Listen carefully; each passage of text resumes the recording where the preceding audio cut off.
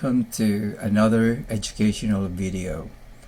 My name is Manny Barbosa and I am an ICU nurse educator, and my goal here is to share information to those nurses who are looking for materials, information. If you are in a training program in the ICU and you think that you're not understanding some of the contents that being discussed, what I'm providing today is hemodynamics. I know that hemodynamics is to a lot of nurses very confusing, especially to those new nurses, like new grads in the ICU. So I'll try my best to reach into your level or go down to that level so that you guys can understand it. But the beauty of YouTube materials like this is you can always review it again, replay it again, right? Whereas if you're in the class, you can't stop your facilitator to cater your needs, right? Because they have to move on. If you have 100 or 200 PowerPoint slides for 8 hours, of course you just don't get stuck into a hemodynamics. So we're moving on. The outline today will be what are the hemodynamic monitoring parameters. So central venous pressure, we call it CVP, pulmonary artery pressure. There is another one in there, we will be calling it as PAOP. So hold on, let me get my pen here. So another one is what we call PAOP, pulmonary artery occlusive pressure. We used to call it PCWP, or pulmonary capillary wedge pressure. It's the same. And then we're going to be talking about cardiac output, cardiac index, and SvO2. Okay, so again, try to familiarize these terms. It's just like when somebody asks you, what do you think, what do you understand, what is your understanding about MI, myocardial infarction? Same way with hemodynamics. Because as an ICU nurse, there's a lot of expectations in there that you, as a competent RN working in the critical care, this is pretty much supposed to be your expertise. And if you are that nurse who doesn't like this, then I'm not sure. I don't know what to say, because pretty much this is what we do every day. No matter what kind of ICU, baby ICU, we call it baby ICU because probably you're just caring for a mechanically vented patient with sedation and a little drips on the side, right? But for those higher acuity ICU, you can tell that it's really a higher acuity because the more armamentarium or equipment at the bedside you see, then the more responsibilities you have for the patient and to the rest of the team. So that's why I have to make sure that you understand that. However, if you're a level 1 trauma ICU nurse, trauma nurse, like the trauma ICU, neuro ICU, CV-ICU, CICU, those kind of things, we're speaking the same language here. It doesn't matter where you work at. When we say CVP, it's just going to mean one thing: central venous pressure. Okay? When we're talking about pulmonary artery pressure, we're just going to be talking about the same place. Okay? The same site. It's in the pulmonary artery. All right, so this is the anatomy of the heart for those who um, doesn't know it, where your heart is. So normally, when you think about your heart, this is the base and this is your apex. So normally it's in the second intercostal space, and normally it's on the fourth or the fifth. Okay, so that's where you get your point of maximal impulse, PMI. When I was a new nurse, they always tell me that my clinical instructor way back then said that you use your palm of your hand, put it there, you feel that, beating in there, like poking your palm. That's the apex. That's PMI. And if you have to listen, they normally turn their patient to the left side and using your either the bell of your stethoscope, right, to listen for any kind of murmur into the aorta, tricuspid. So we're going to discuss that too. All right, so your coronary arteries, you have your, let me go back here. Thinking about your heart, I always say that it is tilted towards the left, okay, facing this. So in other words, your anterior part of your heart is not like this, not in the middle, but it's towards the left side. So what's exposed is your right ventricle, right atrium, right? So if you have an accident and you hit the steering wheel, what's going to happen is you might probably will get a right ventricular infarction. So when you're getting a patient with right ventricular infarction, that would develop into right ventricular failure, and then you're started to become a hemodynamically unstable, like blood pressures dropping. Some nurses will not question the order and they start vasopressor. You're gonna get in trouble with your cardiologist, because cardiologists, doctors will say, "Who ordered this? We wanted to order, fluid challenges like saline boluses." It makes sense because it is a receiving chamber. So a receiving chamber should receive volume, right? If not, it's starting to dilate, and then the more that you have a problem, because it will just gonna have some ventricular restructuring. So it will remodel into a different shape. You don't want that. So please take note, always challenge your patient with fluids. If the left side is good, you don't have to worry. It will eject it out into the systemic circulation. All right, so just a note that your patient with a vehicular accident, complaining of chest pain, either broken ribs or really a like the heart get involved or injured, you have to do a EKG, right? So 12 lead EKG to confirm if there is indeed a what we call myocardial infarction, like ST elevation or depression. All right, so this is your right coronary artery.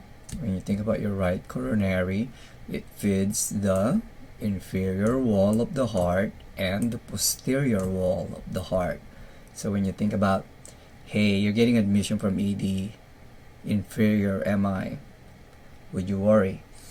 Well, to some extent, but I won't really get, worked out or worry because the rate of more survival is higher compared to the left.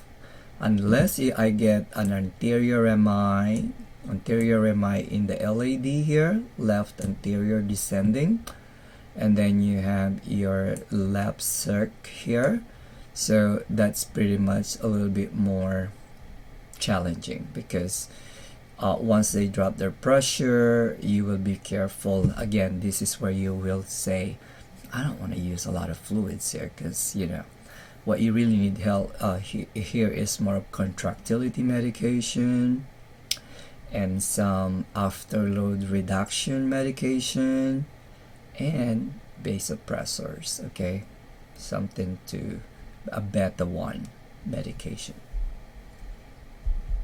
So these are your coronary arteries, and the reason I want to share this because you have 4 pulmonary veins. Okay, if you are an ICU nurse, you should know this. You do not doubt yourself.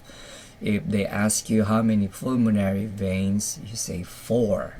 2 on the right side and 2 on the left side. They're all going into your left atrium. They don't have any valves, so there's a continuously flow of blood into the left atrium. So your left atrium will become a tank or a conduit, because once your mitral valves open, blood flows from the pulmonary via pulmonary vein down into the left ventricle. Okay, so that's that process we say if your mitral valves are open during that rapid passive ventricular fill. Why that happened? When you look at your cardiac cycle, at one point the pressure in the atria, left atria and right atria, is higher than the ventricle. Okay, and so the valves will open, blood will just gonna come down, or will just gonna rapidly passively flows into the ventricle. So there is a video here that I wanna for you guys to watch. Before we actually insert the central line, you should know what is in the introducer kit. Now we have an Arrow kit, but all these kits essentially have the same items in there. So the kit is sterile, so you open it, now it comes with drapes, but the CDC came out with a guideline for central lines, which is a single body drape, even though we have 2, and full draping, and we meet the CDC guidelines, so we don't use these little drapes that come in the kit. Sometimes you contaminate something, you need a little extra field, so I save them. Now if you look at all these introducers, what do the pieces have? The main piece that you're going to put in, of course, this is the side port. The side port has a dilator, or is the introducer. It's in the bottom in this kit, so you've got to watch out you don't drive it. So this is the dilator. This piece up here is called the hemostasis valve. It's a one-way valve, but you can't slide it into the vessel without the dilator. So you put the dilator through, and this is just some protective shield, which is garbage. And of course, this is the sidearm where the manifold's going to go. Now, if you put this in, it's going to bleed back, so you have to turn it. Now, you could clamp this off, and it won't bleed back, but what they do is they give you a stopcock to connect to the manifold. So what you do is you put the stopcock on, we do that, and turn it off to the patient so it won't bleed back. This end was where the perfusionist or your assistant or you're going to connect the manifold. And this end, of course, is just another port to inject or whatever. So we'll cover this port and we'll leave the other end open for the perfusionists. And we get that prepared. Now, the other thing, this is the contamination shield for the swan. We don't need it just yet. This is the J wire. Now, if you look at it, it's a J wire, right? Because it looks like a J. And there are straight wires, but these kits come with a J. They kind of get around bends. And it has a little piece here for your thumb, so you can just slide it back. And this is kind of the introducer part. So you get that queued up. And this thing is just in case you need to transduce. You're not sure if you're in the artery or not. Sometimes it's not always very easy. If a patient's got a lot of TR, it could be in the CVP and it still could be squirting out. Now, what you're going to do is, this needle is a 22 gauge, is a locator. The wire doesn't go through it. It's kind of the finder needle, the seeker, the finder, the locator, 22 gauge needle. And this is the bigger needle. It's 16 inches, very hollow point. You can even put the wire through the barrel. So you're going to locate it with the seeker, and then you're going to go in the vessel with the bigger needle, and when that's in, you're going to put the wire through that. So now we're ready to actually begin, the insertion. Okay, so now going back to the previous explanation at the beginning, I like to keep the head in a neutral position. Now, with the Sika needle, let me just look at my hand. What you need to do with the Sika needle is when you get under the thing is get suction. And what you do is you get about, once you get under the skin, you get about 2 cc's of suction. You have to be able to move the needle in and out without changing the level of the suction. You're not actually sucking the barrel in. Once you have about 2, you just move the whole thing in and out. Now, the way you hold this thing is like a gun. You put your thumb over here, 2 fingers, and you pull back here. No, as I always say, no simian grip like this. You're not like a chimpanzee. You know, you have to kind of hold it like a gun. So you get it, and you hold it, and you push with the thumb and pull like a trigger. So you get this, you get the needle in your hand, and what you want to do is you want to review the landmarks. So you can do it all in one shot. You can take your pinky, and you can go feel about behind the helix of the ear, and you get your thumb here at the notch, and then you have the cricoid, and usually you see where your local is, and you can kind of get right into the triangle again. Now you take the needle, and you want to go towards the ipsilateral nipple at 45 degrees to the spine. Now this is 90 degrees to the spine, like you're doing a cervical block, and this is kind of 15, like when I have you do the arterial line. So 45 is, you know, in the middle there. So notch, mastoid, mark. You get under the skin, a couple of cc's of suction, and you just shoot for the ipsilateral nipple. And there we go. And now I want you to notice that I have the vessel, and the needle is not in all the way to the hub. So, and usually, most of the time, unless the patient's very heavy, it's pretty much, if you're in the right spot, right under the skin. Now, what I'm going to do is I'm going to leave this needle in here, and I'm going to take the bigger needle. And what you can do is you can go right over the top. If you're, you know, I don't, but, you know, if you're kind of a novice, you don't do this a lot. Now, note that this needle is even longer than the other one, so there's no way you're going to want to go all the way to the hub. So if you don't hit it after, you know, an inch, say, you got to redirect, because it's possible even you're kind of, that you're missing it. So let's say we'll go right over, and we'll get our suction, and voila, there we are, and it's right in. Just like downtown. Now, if you pull the needle off, it's going to bleed. So again, I want you to be very neat. So I take a 4x4 here, and I put it under. Now, when you take this thing, you don't want to move it. So thumb, index finger, clip it, and just turn it off. Now, you see, if this was in the artery, more than likely it'd be squirting out. Now, if the patient had a lot of TR, it may be coming out too, or a tamponade, and then what you would do is use this thing to kind of transduce it. But I'm pretty sure this is in the artery. So what you do now is you don't want to move the needle. You thumb, index finger, you line it up, and then you just slide the wire off. And it should go pretty easily. Now you notice it's going in, and you can continue to use your thumb to push it in. Or once it's in, what I do is I pull back, and I hold, and I push. Hold, push. Hold, push, hold, push, and it's in. Now you don't have to worry. The wire's not going to come out. Just pull the needle out. So now the wire is in. Next thing you have to do is you have to make a skin nick, because the introducer will not go in through this small needle hole. So what I want you to do is blade up. You got to get in the same hole that the wire is in. Otherwise, you'll get a skin nick, and the introducer will get hung. And you don't want to go crosswise, you want to go lengthwise. So you get it in, you go about half the blade, so it should be about, you know, anesthetized. Get right in there, you go about half the blade. And in younger people, you'll feel the platysma, but in older people, it's thin, and it won't, you won't feel the blade pop through it. Now, this may bleed too, so I get kind of a 4x4 so it doesn't run down the patient's neck.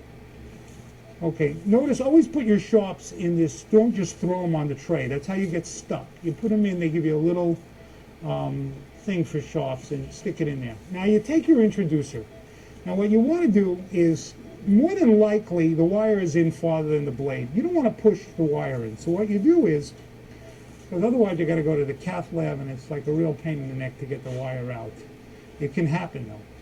So what you do is you slide it in, and once it's in, I don't move it down. I bring my hand all the way down to to the skin, and I slide my hand down, and you see that the wire is not out. So you feed it backwards.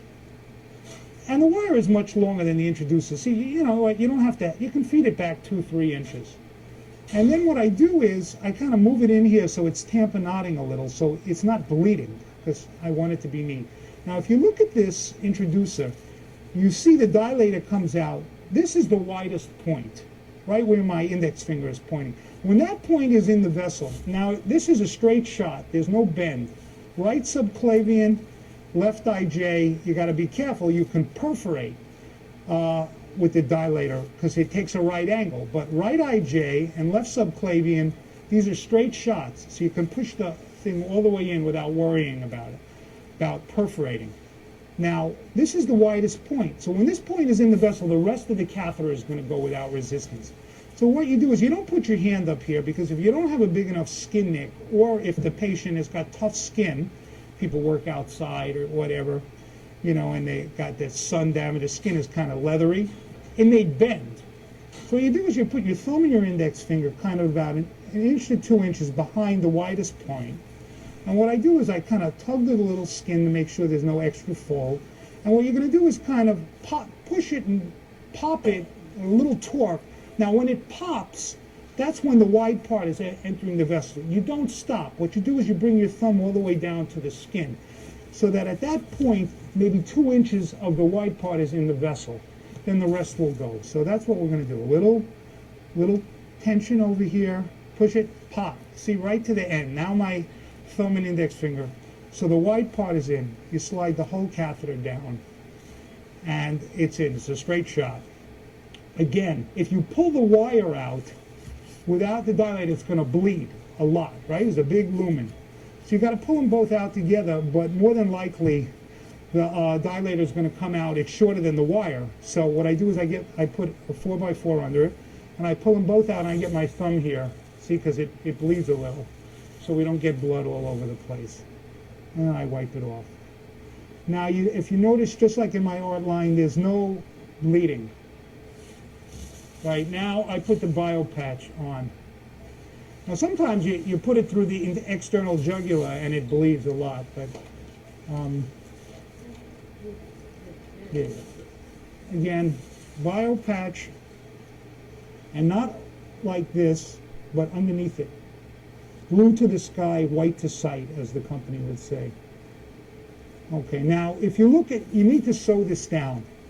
Do not, and you see some practitioners, some of my colleagues even, sew along this blue part here. This is just so the catheter will bend. There's a groove over here. This is actually where the stitch should go. And some people use the eye too, but anyway, the securing stitch should go right in this groove. So, since the sewing point is away from the insertion point, there may not be enough local here, because I didn't put a huge wide area of local. So what I'm going to do is I'm going to put more local in. And there is local in the kit, in addition to the local that I had done before we prepped. So we'll draw it up. So I like to secure the central line in 2 spots, so that you don't ever get this kind of thing where in an emergency or a code the thing kind of kinks over, because it could happen. And then so I'm going to go to the right of this groove and to the left of the groove. So I'm going to secure it in 2 spots. Now they give you a straight needle, and if you really learn how to sew, it's something you got to be taught and practice, because the whole key when suturing is that one suture has to be tight. Otherwise, it's like tying shoelaces. Now, the first suture, when you put it in, the first stitch, you don't make it super tight, because most of you have done ICU nurses. When you cut this thing off the patient, you want to have to take a chunk of their skin, because it annoys people. So what you do is, it's not super tight. Now, the second and third knots are tight, but if you look real close, you see there's kind of like a little loop, so that, you know, in the ICU, you can get a little blade in there and cut it without cutting a chunk of the skin of the patient. Patients don't like that. Now, once that's secure, I go underneath, and see, notice that this is always tight. And the first time you go in the loop, and you have to be taught this, it's 2 stitches, and you see it comes down in the groove. And then you never see, there's no, you never loosen up tension on one side, and it works real well for tying suture and for wrapping presents and packages too. You come in on the other side, and again I fix it on the other side, and I don't pull it so tight that it tenses the skin way up, but you know, it has to be firm, and 2 knots and down, and again this way it's secured in 2 spots, so you can't get this kinking. And then I just put some people sew the eye down to the skin, but I already have it secured in 2 spots. But I do just go through the eye, but I don't sew the eye actually down to the skin, because I don't think I need three securing points. And then you cut it. Okay. Now we're going to insert the swan. So what we're going to do is, we're using isometric swans, so they have to be light calibrated first. The regular swan doesn't. So what we'll do is the perfusionists are going to connect it up. So what we do is we open it, and what we'll do is we'll throw it off the end that they need. And basically what will happen is everything to my right will be, quote, contaminated, but everything to the left won't be. So they'll touch that end, and we'll do the light cal. Now, if you have a regular swan, you don't have to do this phase. You just can pull it out. The whole purpose of this is the tip is in the dark, so it zeroes the sac. If you don't do it, you can draw a PA gas later on and enter it manually. Or if the cal fails or whatever, or something happens, or you change to the ICU and you don't take the cable, and that's what they do. It doesn't save the data. Takes about 20 seconds. Now, when you come out, you don't want to contaminate this. There's a contamination shield. So you rip it off. Now, if you look at the contamination shield, it has 2 pieces. This one piece, this little T-groove goes, and it fits to there's a little nub here on the catheter, and that locks it. And it also has a proximal 2 other pieces where you can lock the swan, so it doesn't move on the swan. So first of all, you want to put it in, and make sure you put it in this way, not this way. And don't open the bag. You just put it through, and then when you get there, you don't want to contaminate it. You pull it all up. Each mark on the swan is 10. The fat mark is 50. So you pull it up to near the end. It doesn't have to go all the way up to the top, maybe 80, 75. And you take it and you lock it. See, now the swan can't move. Now, what we do here is we give you an Alice clamp, so you can clamp this down, and when you do this, don't clamp the swan, so it won't slide off. So this is kind of all contaminated, but this isn't. Now, these swans, there's a PA port, there's 2 CVP ports, the white one, kind of the VIP port, and the CVP, so they all have to be flushed. These oximetric swans all have a heat coil, so you don't have to do injectate. And what it does is it obscures the 20 mark. The 20 mark, if you look closely, you can see it, but it's in this coil. This is the heat generating coil. And you check the balloon. You want to make sure that the balloon, A, comes up, B, that it doesn't inflate eccentrically, that it covers the tip. So it seems like it worked. So you put it in, you hold your hand here, and you kind of maybe try to get the natural curve of the heart. And before you put up the balloon, you go in about 20 centimeters, and you should be in the right atrium. And we're going to, of course, use the EKG, the monitor to look at the waveform. So in, balloon up.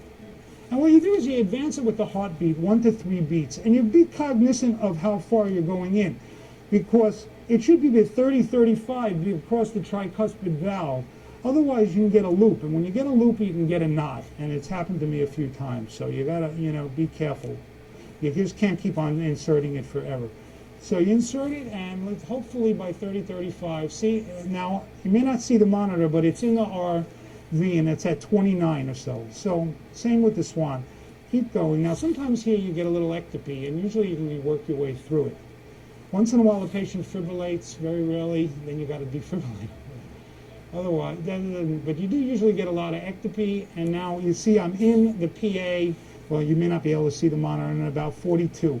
We don't wedge the catheter. We've had a PA rupture, and we don't need to do it, so we just leave it here. At this point, balloon down, you move the bag, the contamination shield, and move it so that the excess is all the way down close to the body. This way later on, and we don't lock it, because what we like to do when they manipulate the heart, the swan can move. So before we go on bypass, we pull it back. Now again, so we're not going to lock it with the locking, but the distal part has that little T-piece that goes in the nub, and you tighten it. And now the shield is locked on, but it's not locked. The swan can still move. If you turn this piece, the swan is locked and it can't move. So we don't do that. We keep it open so we can pull it. And now we're done. And we'll put our little dressing on it, and at the end of the case, we'll put a nice dressing on, but for now, and that's it. All right, well, thank you for finishing that video, because that video is very helpful in understanding how the doctor put in a PA catheter. Okay, there's so many moving parts in there that you need to pay attention. Number one, if that is being inserted in the operating room, you will only gonna get this after the surgery, when the patient is coming to the ICU. However, if in the event that your patient in the ICU will need a PA catheter, like for example, cardiogenic shock, we all know that it is our responsibility to assist the doctor, right? So I highly recommend that. Again, it's organizational policy, so every hospital have different policy in like PA catheter insertion. Where I used to work, we have a different policy, and where I'm working now, the unit-based council have created a standardized procedure in assisting the doctor in MSICU in PA placement. So they have all these steps that they need to go through to be very careful in assisting the doctor. So I highly recommend that you review that. However, the universal is that you have your pressors, your pressure bags, right? You inflate them to 300 millimeters of mercury pressure, no air in the tubings. Make sure that you flush them before the doctor will insert. Make sure that once you touch the catheter, you confirm that it's no longer sterile, so that the doctor won't accidentally touching it, because you already touched it. You're not sterile. And the cables are connected to the end of the pressure bags. Okay, so make sure that they're properly connected and attached to your monitor, because you should have cables. And then also that make sure that once the doctor is inserting the catheter, you really need to guide the doctor by looking at your monitor and telling the doctor where the catheter tip is. Balloon down, balloon up, this kind of things. So you have to have that communication. If they say balloon up, you say balloon up. And then, okay, balloon up. And then he say balloon down. All right, balloon down. So you have to confirm that. Okay, so this is your PA catheter, just like what you saw on the video. They have a lot of PA catheter, types of PA catheter. Some, we don't call it swan guns anymore. We call it pulmonary artery catheter, or PAC. And you have all these small big bars here. So this is an indicator of like every small it's 10, 2 small bar is 20, so 30, 40, 50 is a big fat like bar like this. So when you look at it and it's thicker, that's 50. Then thicker and slim, 60, 70, 80, 90, 100, right? So what the other hospital is doing from the cordis, so this is the cordis, so whatever came out, whatever left from that cordis there is what they're measuring as out. okay, not as in. So some hospitals, they want to measure, they will record whatever is on the tip, like the one that's inside the heart. So they said 65 centimeters, right? So I think it's still gonna make sense, because if you're gonna tell me this is 65, so 65 is my point of reference. So I will look at it. Is it really 65? Good. So it is 65 out from there to out, 65 from out to in. So again, don't get confused there, because I've seen a lot of nurses get confused. The reason is that once it get pulled out, then it becomes 62, 60, it got pulled out. Then, or if you see 70, it got pushed in, right? So that's just a safety. Your plebostatic axis, we're going to discuss that later. A lot of hospitals nowadays, they have a evidence-based practice now that you don't have to keep re-zeroing your patient every time you change their position, right? So they said that once you zero it once, you can put them on a 45-degree angle without moving your transducer, and it's still gonna give you an accurate reading. However, some hardcore ICU, like CICU, CCU, those kind of things, they really want a very accurate CBP, accurate reading, and every time they will document or check their parameters, they put their patient flat. They just want to make sure that they're getting it accurately. And if you're that nurse, be my guest, you can just do that, just as the same as this one. Alright, I have done that many times. I'm that nurse. Oh, I'm an old nurse too. Like I want that every time I do my reading is they're flat, so that I won't have to blame anybody for inaccuracy, because I followed what the book and reference book told us to do. However, when I read this like a few years back, that you don't have to, they did some investigation and research, and then I did it. It's just giving me the same number, unless you're turning them to the right side, lateral position. Okay, so that will be your transducer will go into a different location, depending on 30 degrees, 45 degrees, okay? Either right or left.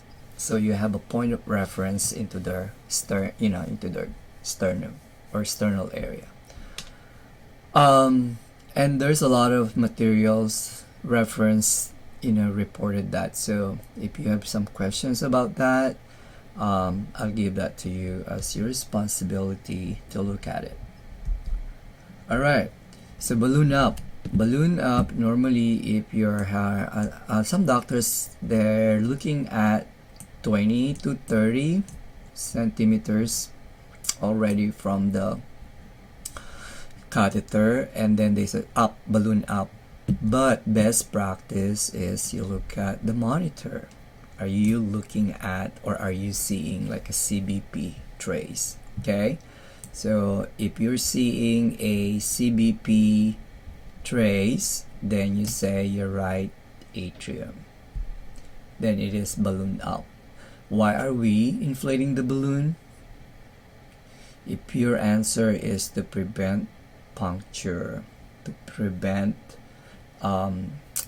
you're really puncturing your atria, your ventricle, your valves, because this is like a very hard, they're not really hard, but it is still like, kind of sharp edges, right? So it can irritate your ventricle. So you have to do a balloon up so that it's smoothen, it's round, and it's not too sharp. The edges of the catheter will be smoothly, and it will just gonna flow with that pressure of the blood going in. It's easier to just float it. Then it goes to the ventricle, right ventricle. Look at your rhythm here. So the rhythm here is a little bit more, to me, there's no dichrotic notch here yet, so I would say right ventricle here. But please pay attention. That's why if you have a V1 monitor, you would see a wide R. If you have a wide R, like it looks like like that, that is your right ventricle PVC. Okay, just tell the doctor so that he could hurriedly go past that right ventricle. He can go up to the pulmonary artery. So this is your pulmonary artery here. You pass the pulmonic valve. So now you're closing and there's a pressure higher here. So some nurses would, there's smart question in here. I said, well, this is an artery now. Why is it that the blood flows into the pulmonary artery is unoxygenated blood? I thought all arteries will be oxygenated blood. Well, you're right, because this is just an exception to the rule. This is coming out of the heart. It's outside the heart. It's going to pulmonary system. So that's why it's carrying unoxygenated blood. So again, it's an exception to the rule. And you see a dichrotic notch. So this is your dichrotic notch here. If you see that, you are in the PA pulmonary artery. And this is what you see on the monitor, like a yellow number. So it will like that, it will look like that. Okay, so this is your pulmonary artery pressure. It has a systolic and it has diastolic.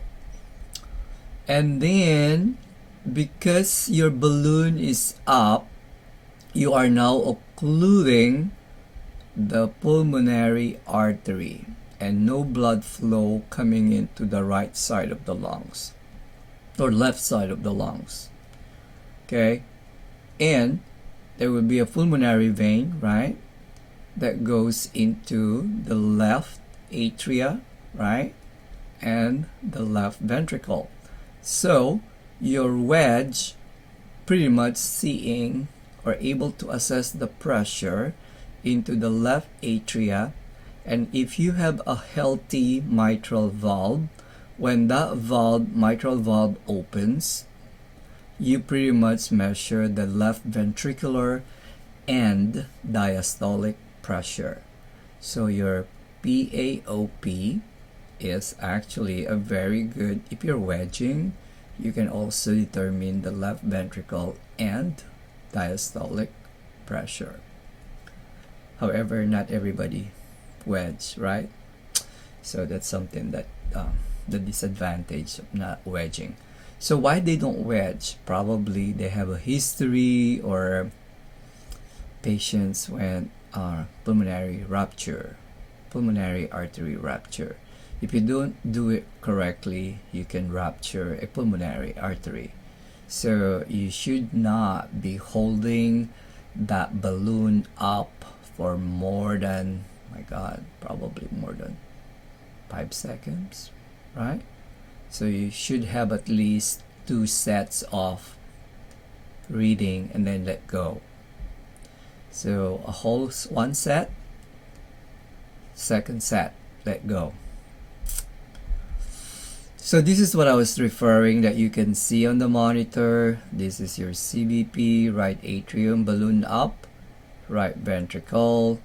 Make sure you watch for right ventricle PVC here, premature ventricular contraction. Okay, watch out for PVCs. Dichrotic notch is visible in there. You are now on pulmonary artery. And then you went further here, you occluding it there. So did you see this one? It went to occlude the pulmonary artery, and now you're wedging. It's like another CBP, right? So your ACV, and then let it go, and then it goes back here. So the end point or the end rhythm tracing looks like this. Okay, so this is, if you are really curious, well, you just told us that, it's gonna wedge. Well, at one point you will release the balloon here. You say balloon down, the doctor will say balloon down. Once the balloon down, you don't see this anymore. you'll see this, okay, because the catheter is there. The tip of the PA catheter is located there. Okay, so I'm hoping that that made sense to you. If not, then don't take care of a patient with a PA catheter, okay? Because you might not know, one of the contraindication of putting a PA catheter is if the nurse or the doctor don't know what they're doing. That's a contraindication, because you're not really helping this patient if you don't understand this, because you might, it's too risky for the patient. It's not fair. You need to train more if you're struggling with this. That's why we normally don't give PA catheter to our new nurses. They waited for a year, sometimes 2 years, because I think with Dr. Banner's theory from novice to expert, and that's really true, no matter what you try, your brain is ejecting this information because you get overwhelmed with too much information. But eventually, after 6 months, after 8 months, 1 year, that you see this at the bedside, then you start understanding the concept. Until then, but why am I giving this in the class? Because too bad, the only time that you get nursing information, not unless you attend my advanced hemodynamics class, then you get it again. You're gonna hear it again and with a little bit more concepts. But in nursing school, depending if you have a critical care clinician teaching you this, but if not, then you get a med-surg topic, right? These are highly specialized area that we only provide the training once you become part of the team, part of an ICU training. So that's why we give ICU training program for our seasoned nurses they've been working in the ICU in a different organization and now they're joining us. We're still gonna train them, even if they say, "Oh my God, I've been a nurse for." You believe me, they attend to my class and they never heard this before. I mean, not this topic, but that's something that they already forgot about it, and it's always nice to review it. So this video is an additional support to your ICU didactic. Okay, so we only give 5 days ICU didactic and 13 weeks preceptorship at the bedside, and sometimes putting theory into practice.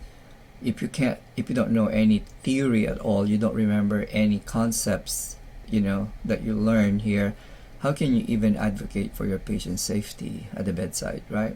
So it's critical thinking. In order to be critically thinker, you need to have a basic knowledge or exposure or experience. We call that experiential learning.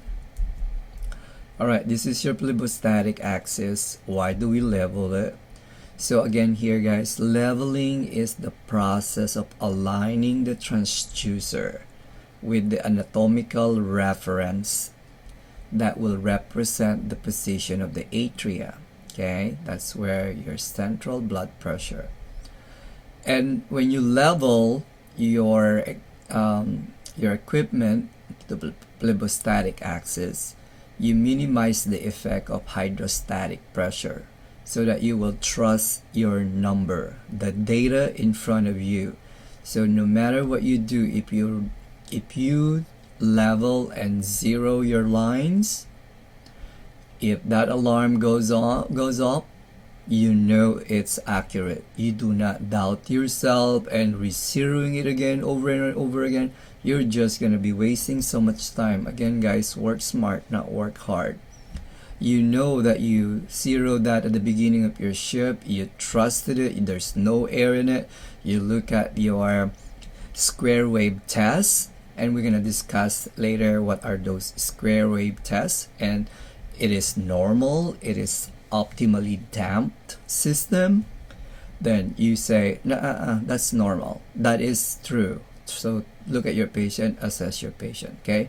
If the transducer is positioned too low, then the fluid within the tubings will be above the transducer, that will give you pressure, greater pressure. Okay, so that will abnormally high pressure value. Okay, low tubing, so you drop, let's say normally your pressure, the transducer are in the IV pole and you did not secure it properly, so it fell on the floor or hanging by the bedside, right, side rail. So now it is lower than the blepostatic, so now you're seeing numbers on the monitor are high. Well, go back there and see if your level still the same and did not move. Then you say, I trust the number. But if you think like your transducer and the cables are hanging, then you're not, that's not accurate. If the transducer is high, like somebody move your transducer because they have to put a pump below it, so they put your transducer here, let's just say this is your IV pole, so now it's higher than your blepostatic axis, your number will be low, abnormally low pressure value. Okay, so it should be on the fourth intercostal space. So when you check your patient, we call it always mid-axillary. Again, guys, be very careful if you have a barrel chest patient like COPD. Make sure that you still gonna measure at the mid-axillary. Okay, so I think the drawing here is not accurate, but look at this is the nipple, normally half of that. So fourth intercostal space. So this is the normal test, and optimally damped system is what we call normal. When the fast flush, okay, is of the continuous flush system is activated, so when you press, you see this thing going up. Okay, it will create that sharp upstroke and terminates in a flat line at the maximal indicator of at the maximal indicator on the monitor, I should say, and this is followed by an immediate and rapid downstroke, right, extending below the baseline. So this is your baseline, so it went down, extending below the baseline with just one or two oscillation. Hold on, guys, let me erase it so that you guys can see it. So again, the normal square wave test, or what we call optimally damped system, is when the fast flush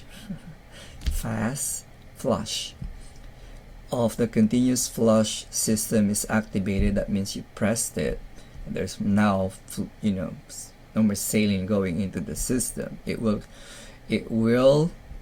and you quickly released it, it will create this upstroke, sharp upstroke,